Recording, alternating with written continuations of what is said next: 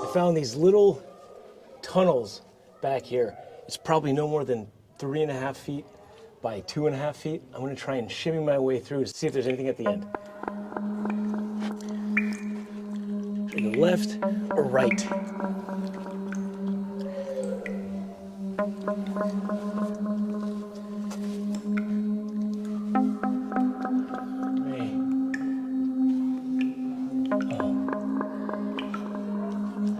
Welcome back, first timers. But if you're new here, I'm David, and this is Terry. We're the first timers. We're trying things for the first time, and you can too. In today's episode, we're at Gulf Islands National Seashore, where we're checking out Fort Pickens. We're going to check out the RV camping, the batteries, and the fort itself.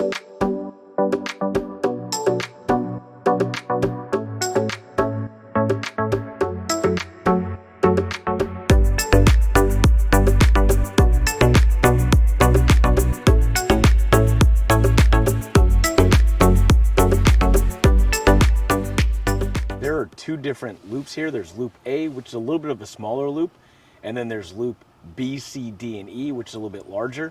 For loop A, the spots are a little bit smaller, but they're all paved. They all have 30 and 50 amp service with water but no sewer. There's a dump station. Each one of the sites also has a picnic table, fire ring, and a grill. And the maximum size for any RVs or travel trailers is 42 foot. And then there's also a bathhouse in the center of the loop. But let's go take a look at loop B, C, D, and E. We've made our way over to loop B, C, D, and E. And this one's a whole lot bigger than loop A. The downside is there's not a lot of privacy between the spots, but some of them do have tree coverage. And the website for reservations actually does a really great job of showing each one of the sites and things to be aware of, like low-hanging branches or even the size of the spot. We're here Thanksgiving weekend and it is absolutely packed. But the weather's pretty good, so people are tent camping, RV camping, pop-up tents, pods, you name it, you'll see it out here. But I think we've seen enough of the RV camping and it's time to go check out Fort Pickens itself.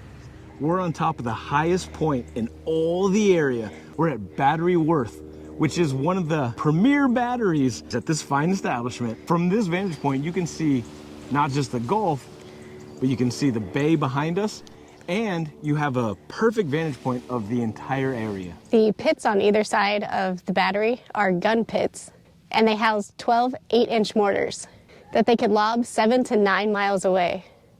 The gun crews were told to stay loose and keep their mouths open. That sounds familiar.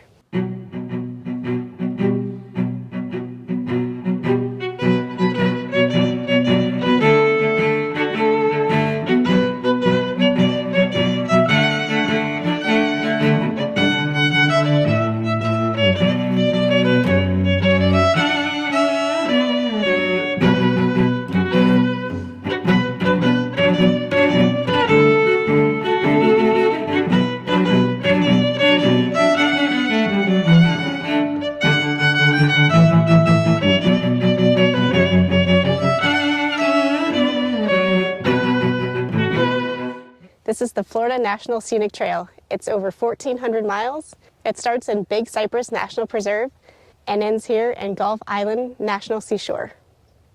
Throughout the park, there's plenty of beach access, but not a lot of parking, maybe about 10 to 12 spots per access point. But because it's not so busy here, you just go to the next parking lot, try again. The beaches out here don't have any amenities, but it's very private. You almost have the beach all to yourself. It's the same sand beaches and emerald water that you find throughout the Emerald Coast. So bring your swimsuit and your beach supplies and have a great day. This place is known to be covered in armadillos. And we found one right here.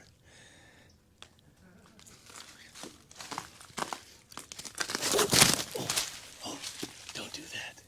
You'll scare the armadillos away.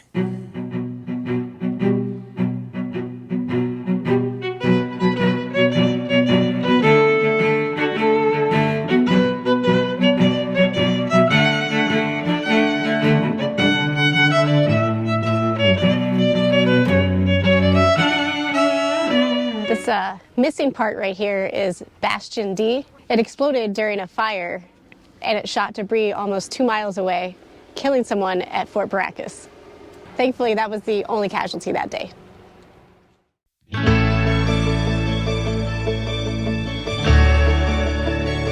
They have tours throughout the day, but they also have an app that you can do self-guided tours with.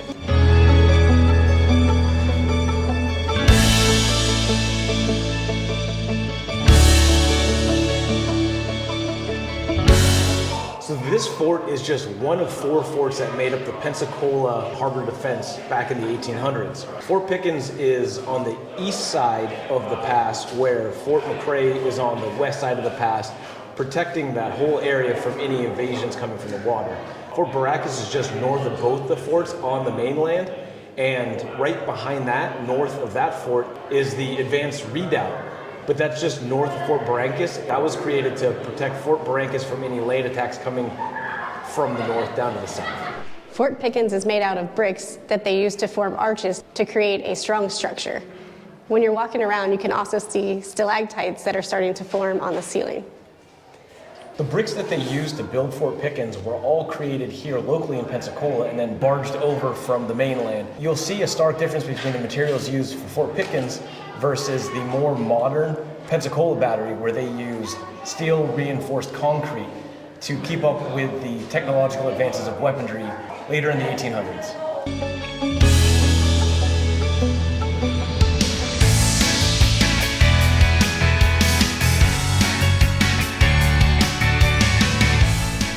There's definitely a lot of tunnels and doors and walkways and crawl spaces. It's easy to get lost in there.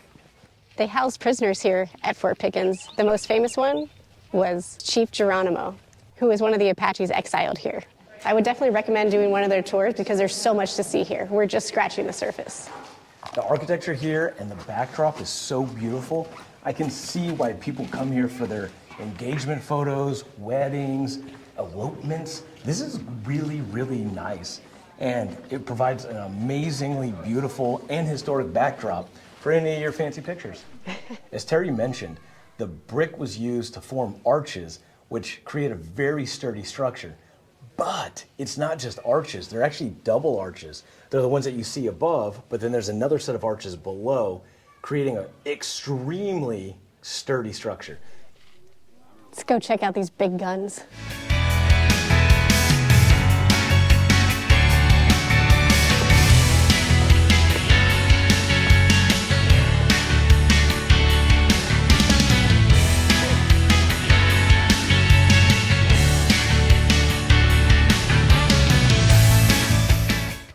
This 15-inch Rodman gun was capable of firing 300-pound explosive shells or 450-pound solid core shells.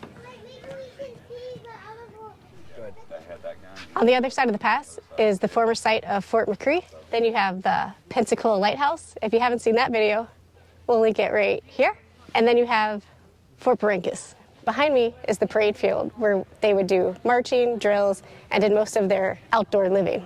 Next to me is the Pensacola Battery, which is made of steel reinforced concrete, and it's painted black to reduce glare from that hot Florida sun. With advances in weaponry, Fort Pickens became outdated and antiquated to the heavy artillery that could pierce right through the brick walls. And so that's why they created the Pensacola Battery, which was designed to withstand the artillery of the time. They had 2 12-inch rifles on a carriage that could be lowered and raised so it could be below the walls of the structure. Let's go inside.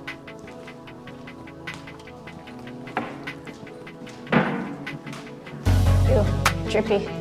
Dripping good? I don't know about good. It's definitely interesting, giving me prison vibes.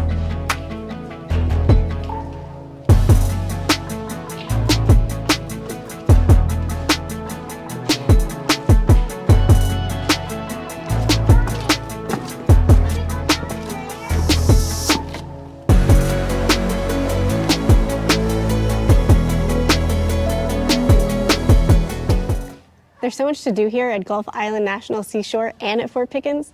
No wonder the campsite is so packed. It's definitely more than a day trip out here. Like Terry mentioned earlier, we just barely scratched the surface. There's even sunset cruises out of here.